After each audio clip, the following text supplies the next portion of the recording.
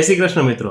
રિલાયન્સે જીઓની ડીઆરએચપી file કરી નાખી છે. દેટ મીન્સ કે જીઓનો આઈપીઓ આવનારા 1 થી 2 મહિનાની અંદર ગમે ત્યારે આવે એવી શક્યતા પૂરેપૂરી છે.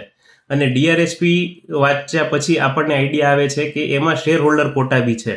શેર હોલ્ડર કોટા એટલે કે જે વ્યક્તિ પાસે રિલાયન્સનો એક પણ શેર હોય તો એ રિલાયન્સનો શેર હોલ્ડર ગણાય. અને રિલાયન્સના શેર હોલ્ડરને એક એક્સ્ટ્રા રિઝર્વેશન મળશે 10%ની, જેમાં જીઓનો આઈપીઓ એક શેર હોલ્ડર કોટા તરીકે એક એડિશનલ આપણે એપ્લિકેશન કરી શકશું.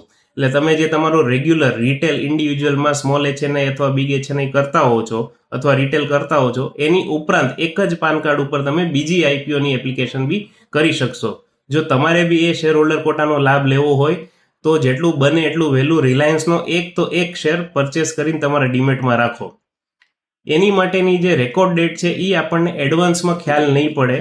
રિલાયન્સ જે દિવસે આરએચપી ફાઇલ કરશે એ દિવસની ડેટ રેકોર્ડ ડેટ ગણાશે. એટલે તમને જ્યારે બી આઈડિયા આવશે કે ભાઈ આની રેકોર્ડ ડેટ હતી તો એ પાસ્ટની હશે.